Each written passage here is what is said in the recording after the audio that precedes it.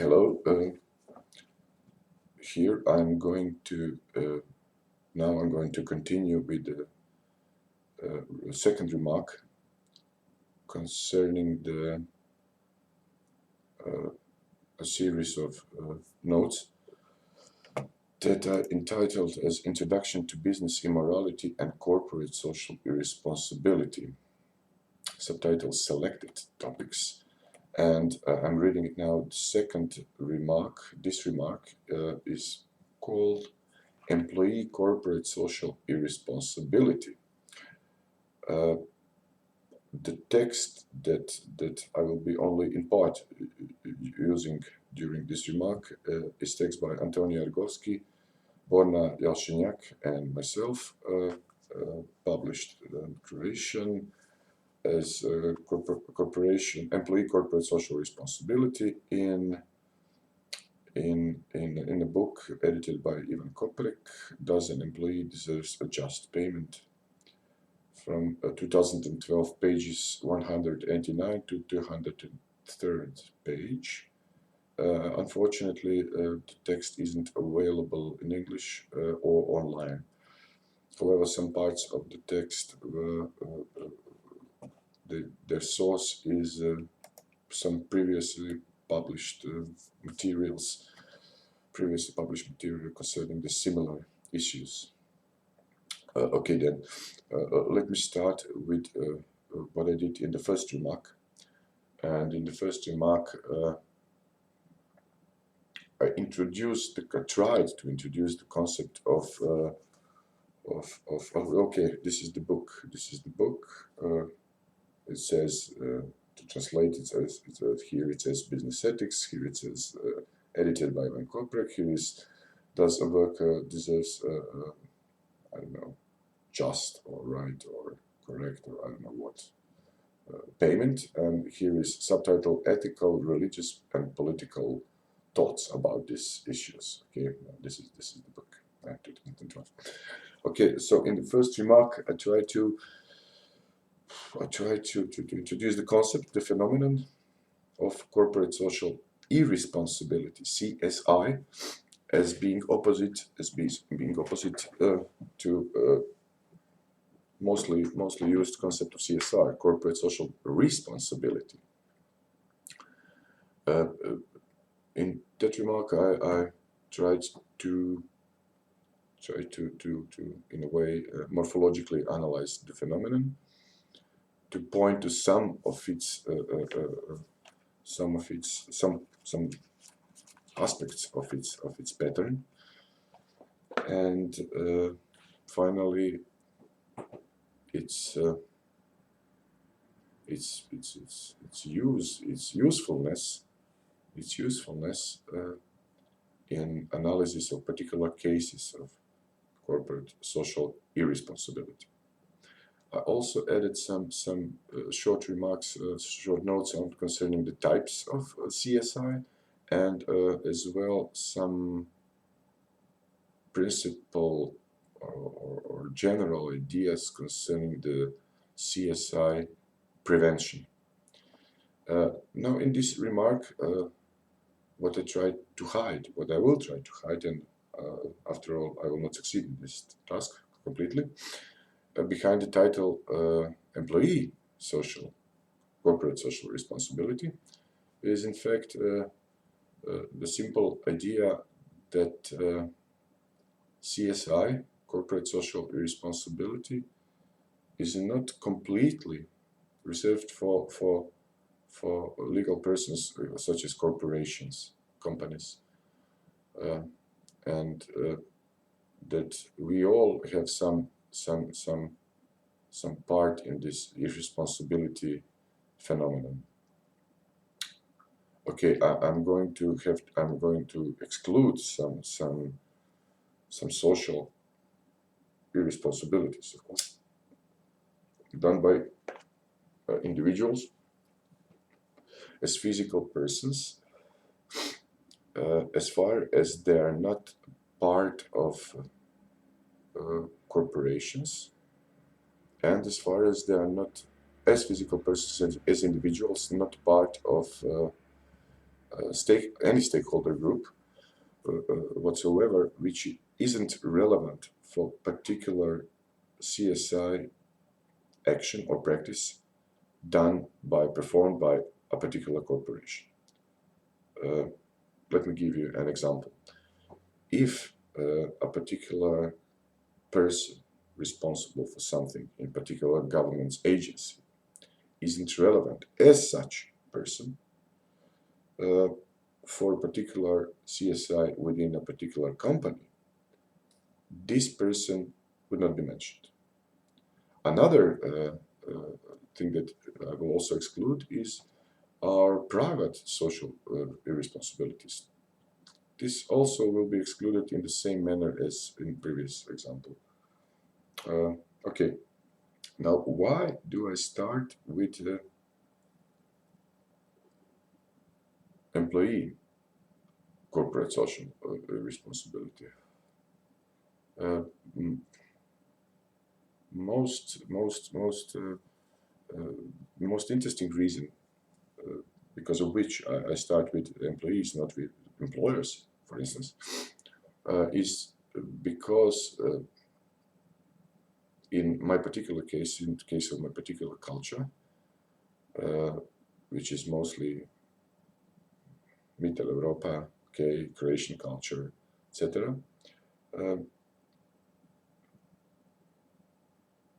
In general, perception of an employee, perception of the phenomenon of employee, a few things are omitted which are quite essential for understanding not just the concept and the phenomenon of employee, but like a kind of essential role of employee. Of course, employees are not just the only as I like to say, other side, which should be mentioned along with the opposite side of, in this particular case, employers. We have similar examples on almost on all levels of corporate activities. For instance, we have examples in marketing.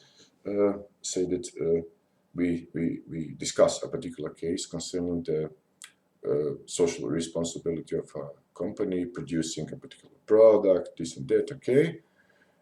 Concerning, let's say, for instance, concerning the label or its content, its visibility, etc., this and that. And we discuss the whole issue from the point of view of a company being irresponsible towards buyers and consumers of this particular product. And then we decide. However, the context of perhaps vast majority of such cases is that, and that is why I mentioned this cultural context, is that some part, perhaps small part, nevertheless, some part, this whole phenomenon and practice of responsible behavior rests not just on the side of company producing a particular product, but on the side of buyers and consumers as well. So it is not black and white picture. It is not that companies are the only irresponsible side. Buyers and consumers can be, and in fact, in vast majority of cases, they are really irresponsible. And they create one of the essential stakeholder groups of a particular company, if they are buyers of their products or services. Okay. Now, concerning this particular example, say that, for instance, say that, for instance, you have a kind of product and you have a label on it, and a label states, explicates everything that is needed by particular legal requirements concerning labeling such products. And this is something that is essentially legally responsible by a company producing this product. But now, let's say that a company doesn't do all of that, or does that in a way which is not required by law completely. So it is, legally speaking, in gray area, because some specific elements of particular labels or particular way of labeling isn't specified in, legal documents which determine such activity. Therefore, what should or what should be done about it is, of course, various groups within a company, various groups outside of company and in society should do something. Of course, if a company is a part of some other bodies which can detect and sanction such activity, therefore some bodies within such conglomerates should act, should do something. Also, there are actions that are required by particular government agencies. They should control such activities, but in some part, perhaps a small portion, and perhaps on individual level, irrelevant portion, should be done by a buyer and or by a consumer of a particular product. In which way?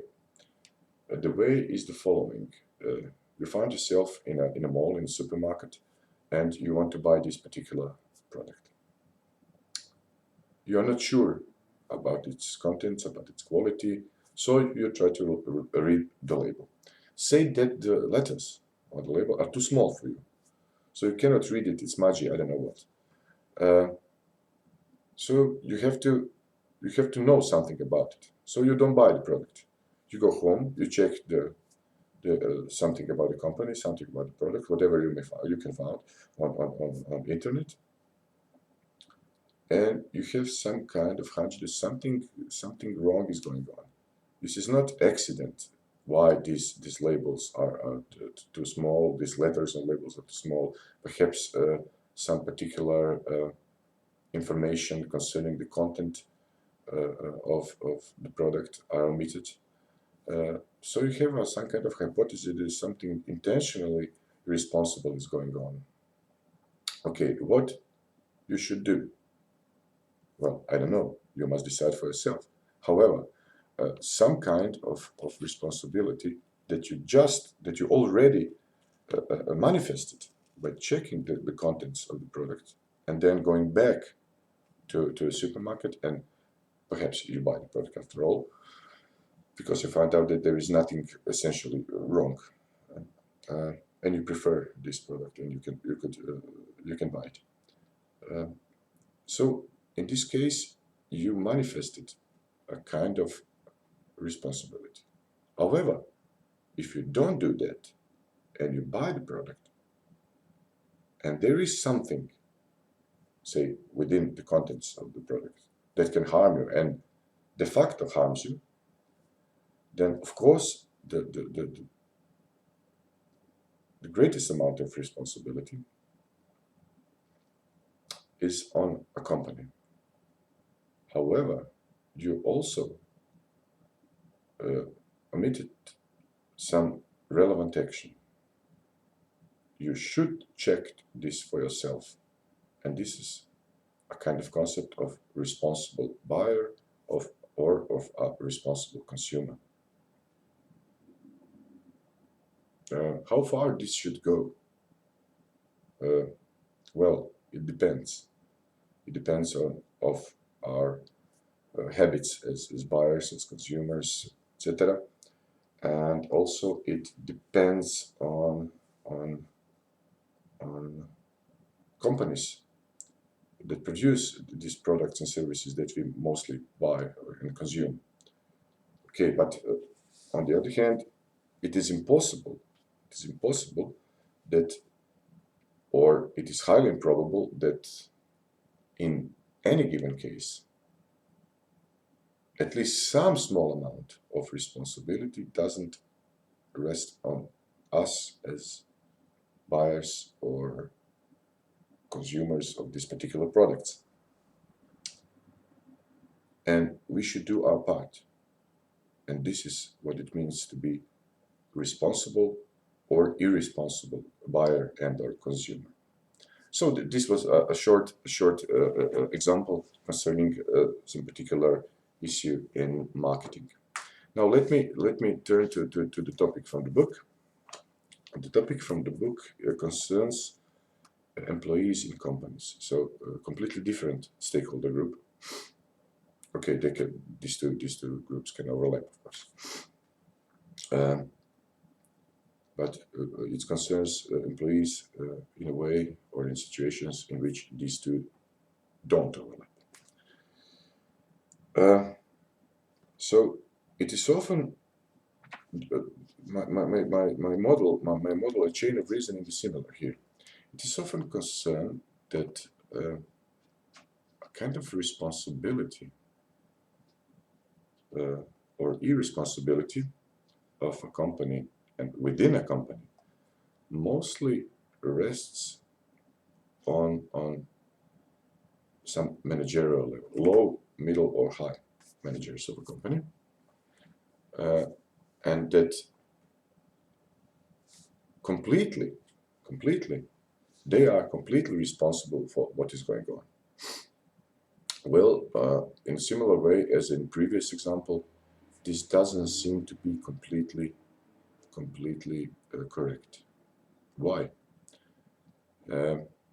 First of all, because this doesn't seem to support a common sense intuition. A common sense intuition that says that if a group of people with different roles in a particular process of doing something, and this process will be successful only if everybody does on his or her part, contributes as much as it is needed in a particular way that is needed. Then success as well as failure, responsibility as well as irresponsibility should be distributed equally. Okay, there are different cases, but in principle, it should be distributed equally. If this is the case, then some, perhaps smaller or less relevant amount of responsibility rests on employees and workers as well. In which way employees contribute to overall social responsibility of a company, and in which way they do, in fact, contribute to social irresponsibility. Well, I found a series of interesting data years ago, so these are not relevant data, but I suppose the thing is still going on, because it is something that you cannot really completely reduce. If I remember correctly, in one of the books, it was a book about, I don't know, some kind of short introduction to business, something like that. And there was one of the chapters was business ethics. And the chapter supplied a series of interesting data concerning the irresponsibility of employees.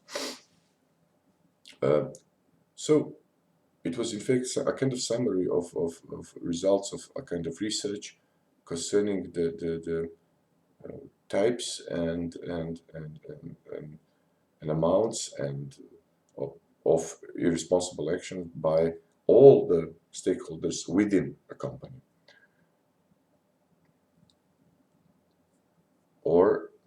And it was based on opinion, because this was a questionnaire was used in this analysis as a methodological tool. Okay, so let me cut this short. The results were that 2/3 of all employees within a company, managers included, thought that what is going on is stealing of small things small office things like paper clips, I don't know, some pieces of paper, pencils, this and that. And this is really something irrelevant concerning the overall status of a company. However,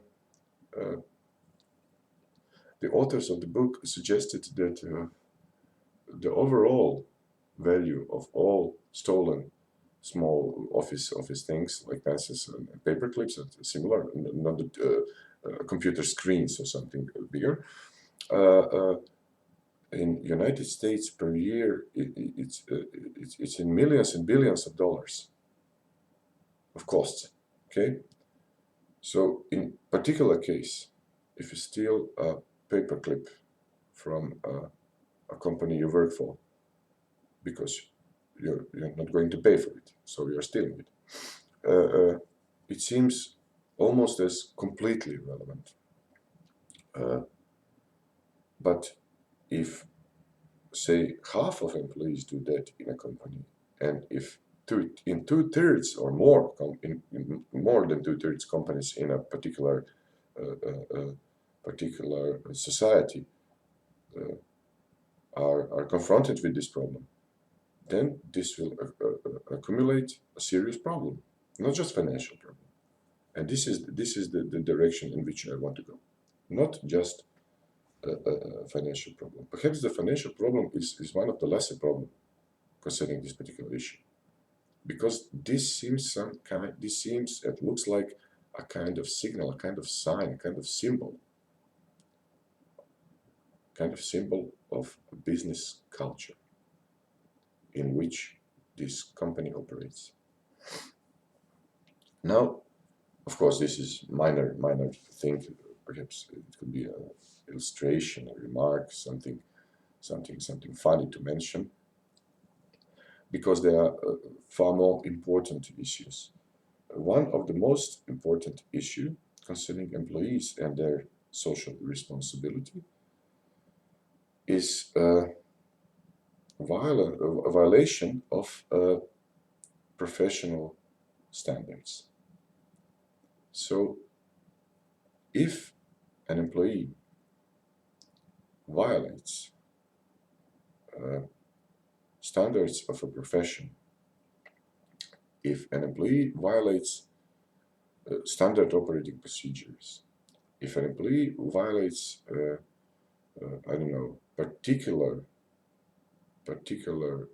job descriptions of particular job and workplace at which he or she works, and particular tasks that they were given by superiors, then this, if it is going on in long periods, if it relevantly contributes to a lesser quality of final products and services which are the part of a core business of a company, then some kind of irresponsibility should be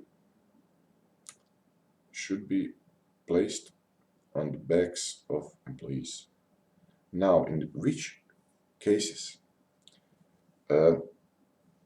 Of course, here, if we differ between irresponsibility by managers in a company and by other employees, of course, we must exclude all situations in which employees are irresponsible because they are in any way influenced by managers to be irresponsible. So we exclude such cases, at least for now.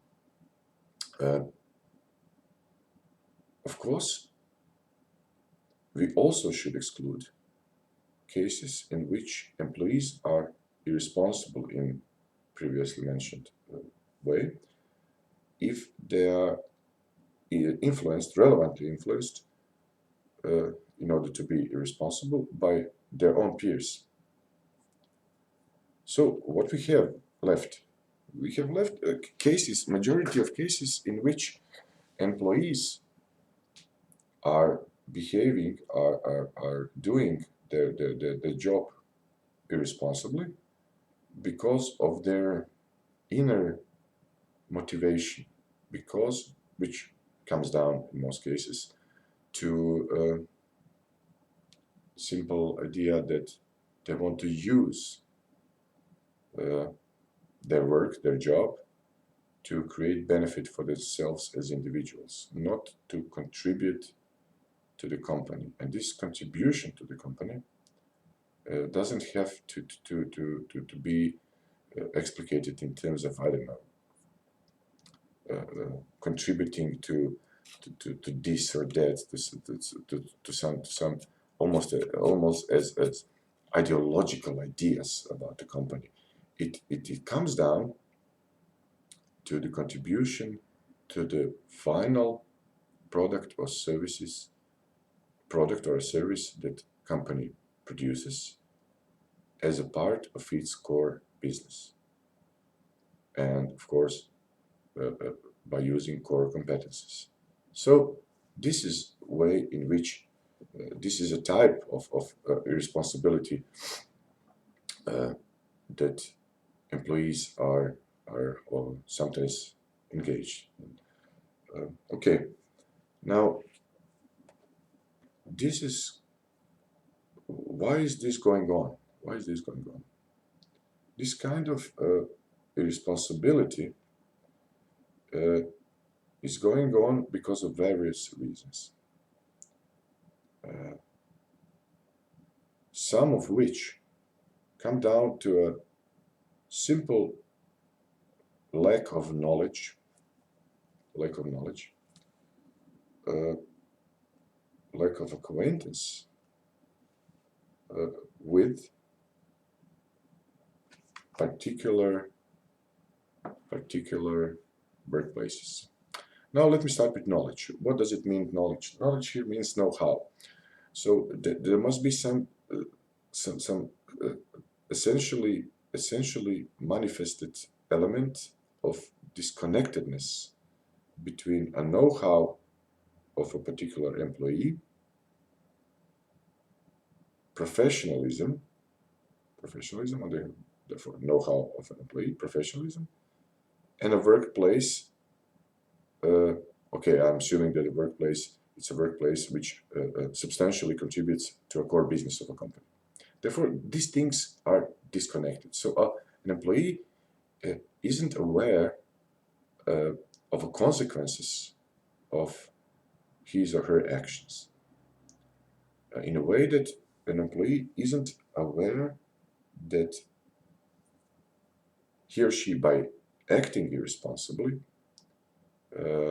perhaps on individual level irrelevantly, but if a majority of employees do that, then accumulated result will be serious, contribute to the overall irresponsibility of a company. Okay, and this is one of the main problems with employee social irresponsibility. So this lack of know-how, lack of awareness of relevance of consequences of one's actions. And whose fault is this? Well, again, as it was said in example concerning the marketing, it should be said that the most responsible persons are managers here, because their duty is to inform employees concerning this particular connectedness of these elements, to inform them that what they do, in fact, substantially contributes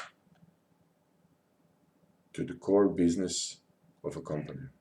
And if they do something irresponsible, it will surely reflect as social irresponsibility.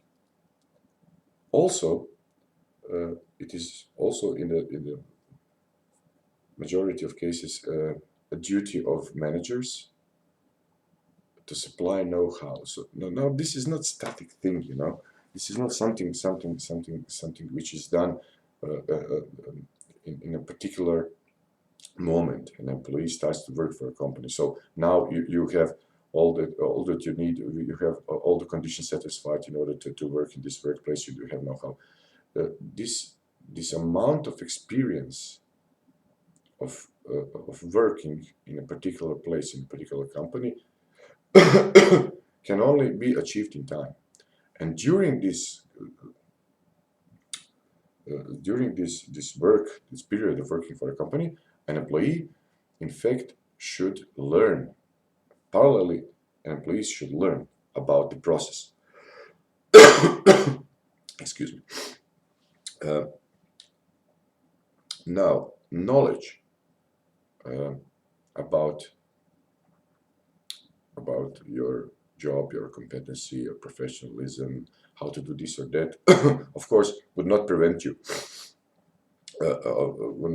in doing something socially responsible. In fact, it can contribute because you know a lot of things, so you can imagine various ways of being responsible. Okay, something else must be added.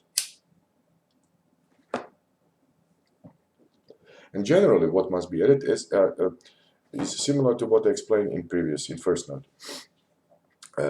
Must be added this connection of knowledge with professionalism. So know-how to do particular series of actions, particular procedures by an employee, must be made clearly connected and interdependent with employees' professionalism. This is important. If a manager succeeds in doing that everything else is easy. Why? As I explained in previous notes, because a kind of series of implicit ethical duties are naturally manifested from the very idea of a particular profession. Okay? For instance, if an employee does something in a particular place in a company, particular job, I don't know, completing a kind of, package for some kind of product. Therefore, there are standard procedures, and this series of actions, this particular job, this particular procedure should be done in a particular way, which is the right way to do that. All other things are not the right; they are wrong ways to do that. Okay, so doing this in the right way and in the right amount, blah blah blah, this and that, is a professional thing to do. So, but this remark I just said isn't a part of description of a profession. This is implicit. As well as in general level, more abstract level, as I mentioned in the previous remark, to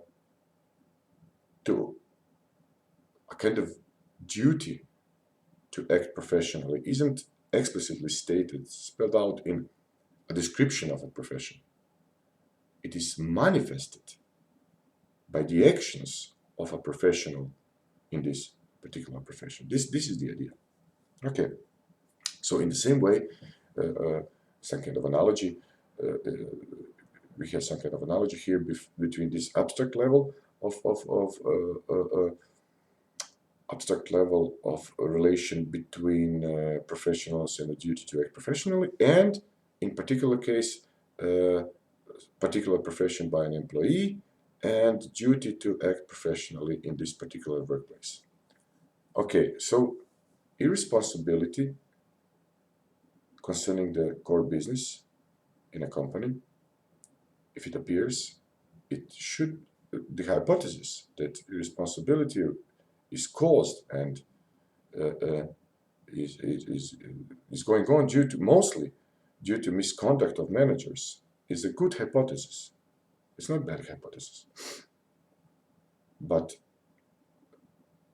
to hypothesize that they are the only responsible persons within a company for particular socially irresponsible action seems to be wrong. Seems to be wrong because responsibility is distributed among all the stakeholder groups within the company, all the particular individuals contributing, of course, in a particular way, to the core business of a company and to the final products and final services of a company. Okay? Therefore, as I said, or already said, perhaps smaller, but still relevant in the same way, portion of the responsibility rests on employees as well. And imagine now a case in which, this is a fairy tale, okay, but nevertheless, imagine a case in which managers are really completely responsible. They are professionals and they are responsible people. And they know how to do the job and they are willing to do it. And they are doing it. Okay? Nevertheless, they done everything they're supposed to do. They done even something more, additional. However, the workforce in a company, workers, employees, simply don't want to do that. They want to do something irresponsible. Then, overall irresponsibility of a company, if analyzed, should supply strange results. Results in terms of saying, okay, managers are responsible by definition. So let's check what they did. Say that we can really check what they did, that we have some hard evidence. Okay, we search this evidence and we say that they have been completely responsible. They did everything they should do. They did even something additional. They're really committed to the core business of a company. They really want to contribute to the core business in a way that the company should produce really good, of high quality, of needed products and services. But what was wrong then? Who has been irresponsible? So you try to check now other stakeholder groups within the companies. And you found out that the workforce was intentionally doing something irresponsible, at least in part. Sometimes it could be a case that a lack of knowledge, of lack of will motivation to know something, to learn something. Sometimes it was really something irresponsible, and a workforce relevantly contributed by being intentionally responsible to the overall responsibility of a company. So this is the idea about this employee social irresponsibility. I perhaps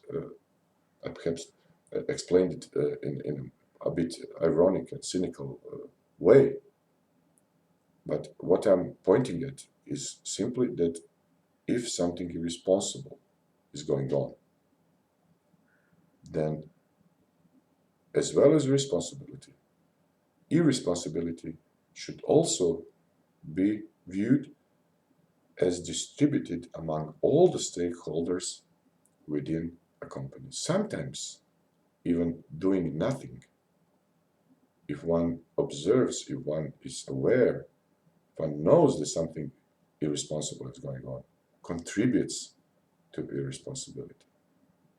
Action is needed. Acting is needed. Okay. So this was my basic idea. Now, how can this irresponsibility be? How can it be reduced? Well, now I should also apply the general argument that explicated in the first remark. So reduction of know-how is simply an illusion. Know how to do something socially responsible. One cannot really do that. Now motivation as well.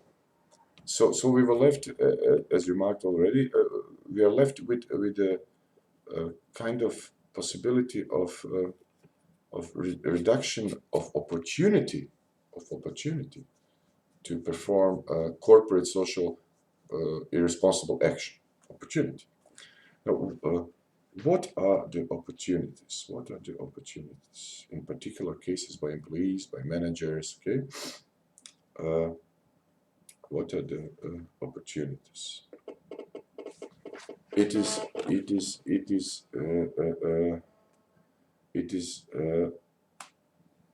an opportunity that should be reduced. An opportunity is in fact an opportunity which says that if there are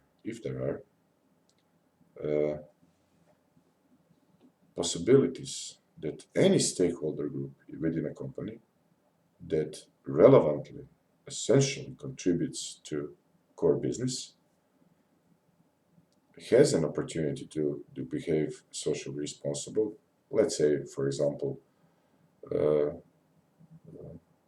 in order to realize, to fulfill their own personal benefits, to achieve something of it, to achieve some of these, then they will do it. Now, how to reduce these opportunities? There is the most important way to do it is not particular way of doing it. Lots of possibilities are here, but each and every of these possibilities should rest on an obvious connection between being socially responsible as being a part of being professional, as being a part of a company in a way in which behaving socially responsible and behaving as a professional substantially contributes to the core business of a company. If everybody, all stakeholder groups, understand that and are willing to achieve that as much as it is required by the process, by the procedures, then this is the link which connects particular, perhaps completely irrelevant or completely meaningless job, but the link which connects this job in a relevant way to the core business. And then each and every employee, each and every manager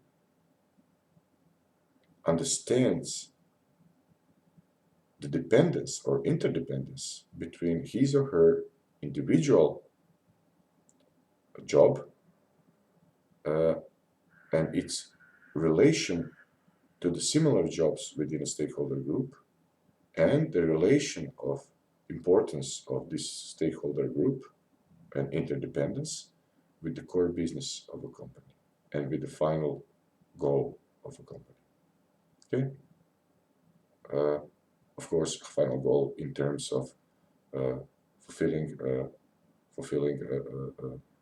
or the core business of a company. So, therefore, producing a particular product or a service.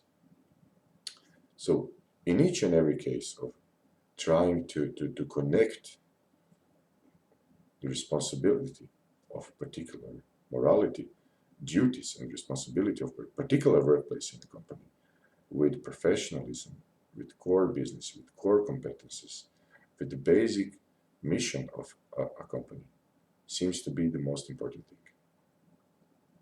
Because if this interrelatedness and interdependence is understood by individuals, by stakeholder groups, and therefore by the whole company, then this should reduce amount of CSI within a company. It doesn't matter if it is done by managers, by workers, by any other group. Okay. There also should be, as I said, this explicated duties, moral duties, which are explicated in a particular ethical codes. Now, in this particular case, there should be various codes, ethical codes. One ethical code, let's say if we continue with this difference between managers and workers, there should be at least two ethical codes. Ethical code of workers, ethical code of managers. And in these codes, some particular practices that are the most, they create, they are the most dangerous practices concerning the lack of professionalism should be explicitly stated and forbidden. Instead of them, or in their place, they should, so the ethical codes should spell out particular duties by which, contrary to these things that are forbidden, contribute to social responsibility. Again, connected with particular jobs, with particular professions, and from that point to particular elements of core business of the particular company.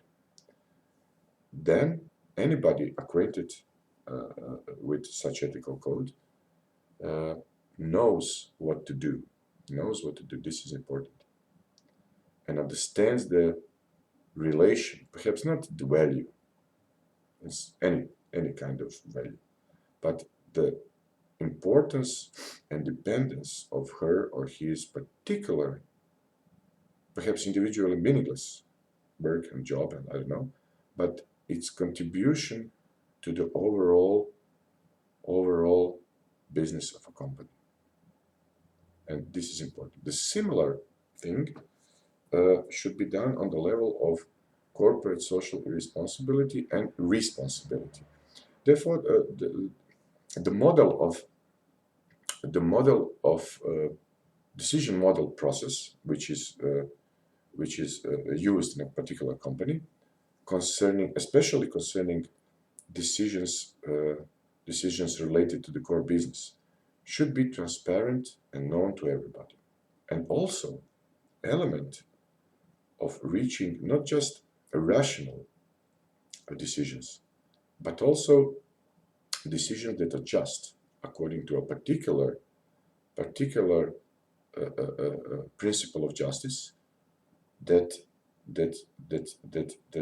in result, in application, gives some kind of balanced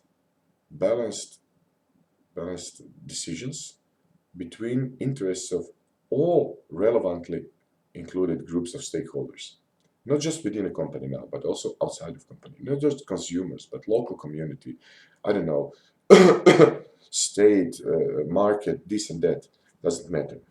So this also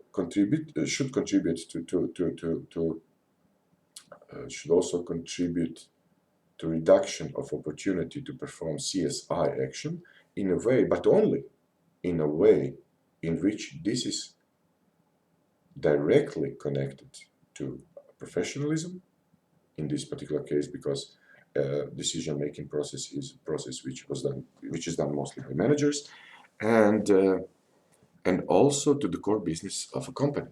So this is important. This is the way. So on one hand we have ethical codes, on the other hand we have decision-making process. It doesn't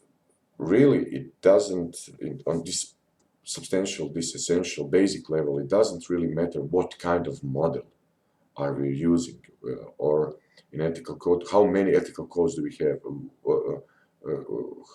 what is said in them. This is not important at this basic level. What is important is that these documents are known by relevant stakeholder groups, they understand that, and they understand the interdependence of their own job, their own duties, for related to their professionalism, and these taken together related to the core business of the company. So they understand how much and in which way they contribute, and if they don't contribute, how much harm, how much damage they could produce by not performing professionally, but not performing morally or socially in a socially responsible manner.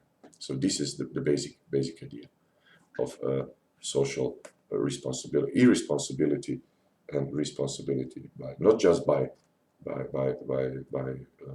employees, but also, as I started, by customers, buyers, etc. So this is the basic idea. Now, okay, this is perhaps the most basic case in which employees could act in a socially irresponsible manner. If they do it because they want to do it, if they know how to do it, they are willing to do it. So, and they actually do it. But there are other examples which are more realistic, and therefore the social irresponsibility of such practices is more dangerous. One of the most obvious types, a little bit different type of socially responsible action by employees, is if they are willing to do it and managers are willing to do it as well. So they collaborate. So everybody is responsible. This is really the most serious type of social irresponsible action. Everybody is willing and to do something socially responsible, and everybody does it because everybody gains some personal benefit from it. That's it. So company eventually fails. That's it. Another type is opposite from the first. Another type is workers are mostly socially responsible because of this or that. I don't know. Because they are forced to be so. There is a kind of strong rules and application and checking of everything in a company, etc. Strict regulations, strict procedures, practices, but the overall result of a company is irresponsible. Therefore, we have to research managers. In fact, they are. We can hypothesize that they are irresponsible. In most cases, they really are. If such irresponsible action, overall irresponsible action by a company is going on. Okay, this is third possibility. So let me stop here, because we can go on and on concerning the all other groups of stakeholders. This is not so important to present this multitude of possibilities. However, what I tried to point to here, I tried to point to the simple possibility, simple, perhaps reality. In fact, I'm not sure that we, not just as say some managers in companies, but also as employees, have some kind of basic responsibility to be professional. This is important. And that by being professional, by being responsible, we as employees contribute to the overall social responsibility of a company. Now, concerning quantity of this contribution, on an individual level, on the level of an individual employee, this contribution can seem to be, I don't know, perhaps completely irrelevant or irrelevant, in short. However, if we accumulate all these and all the employees and their professionalism and their responsibility, then the responsibility of the whole stakeholder group, employees, so substantially contributes to the results of a company, socially responsible as well as socially irresponsible practice. Okay? Now, in cases in which there is a lot of freedom given to the stakeholder group by managers. So managers are really, in such cases, just applying some general, I don't know, directions, directives, something toward these stakeholder groups. And they leave them to do it as they can in the best way, as they can do it, because they are really the closest to the very process, standard procedures. So after all, they collaborate with each other. Now, in such cases, a responsibility of employees stakeholder group is really relevant. In cases, perhaps different cases, in which there is much more intervening by stakeholder group of managers within a stakeholder group of employees, then there is a kind of shared responsibility, of course, in accordance with this amount and of intervention by managers, of course.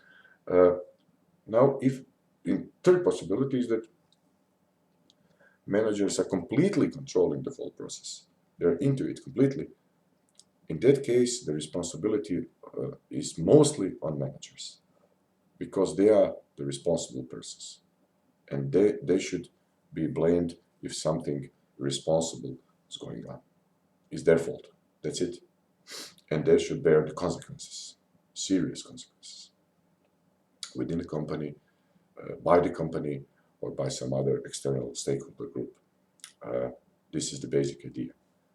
But the overall idea is that we all have some kind of responsibility, and if we act irresponsibly, we all should take some part in bearing the consequences of our actions, because it's not just about one person doing something wrong.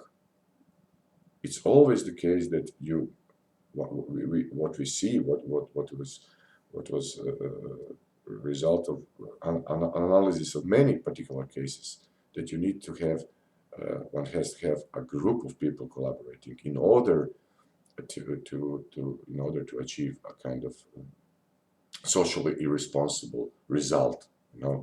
It is never a result of actions by a particular person. It's not never. A particular person cannot do much. You have to have collaborators in order to produce something like this. Okay, so this is the basic idea, and this was relevant as a remark, because we still live here in Croatia. We still live in a society in which this kind of mentality exists. Perhaps it's less than 20 years before, but in early 90s, but it's still present that if we are, say, as I started, if we are consumers or buyers, if we are employees, therefore, if we are not producing the product, if we are not managers, etc., and all similar relations, we don't have any responsibility whatsoever. But we do. Perhaps this is not much of responsibility if viewed from a point of view of our individual work, what we actually do in the workplace, because we simply cannot produce sufficient harm, sufficient damage. But if all the employees are taken together as a stakeholder group, they can produce serious harm, serious damage to the core business, to the results of the company. Okay, and therefore we have some responsibility toward what we do, and this is similar to if we are employees, if we are buyers, if we are customers, etc., etc. This is the idea. This is what I'm talking about. Of course, if this is understood, then we should exclude this part and then concentrate, then direct ourselves toward the responsibility of the other side, with clear conscience that we have done everything in our power to act responsibly. If this can be proved, then, only then, we can say, okay, let's now check what they did. If they have been irresponsible, if they have done something which was completely opposite of the of the standard procedures, completely opposite of the main direction of a company, completely harmful to the core business of a company. This is the idea. So even more abstract level, what I'm trying to say that we all have a small amount of responsibility, and we should be aware of that, and we should contribute to this general responsibility atmosphere, as something, being responsible as something valuable, as something essential, and in the same time is something that is closely interdependent and related on what we do and how we do it. So I turned from quantity of irresponsibility and responsibility toward the quality. Okay, this was my general remark. Second remark,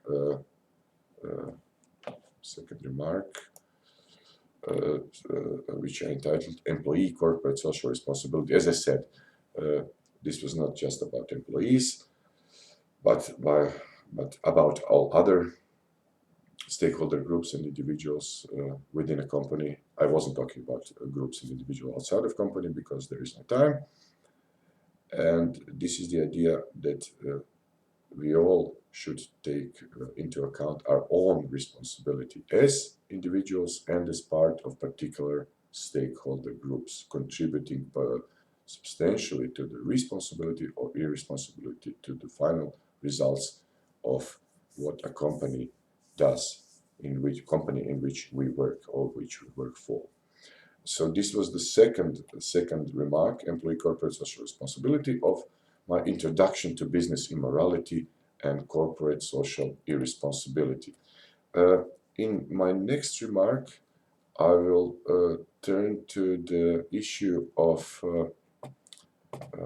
leaders and leadership, and I will turn from this customer, buyer, employee perspective to the opposite perspective, to the perspective of managerial perspective of leaders in business, and especially the perspective of their responsibility for the business, for the core business of a company. Well, thank you. That's it. Bye.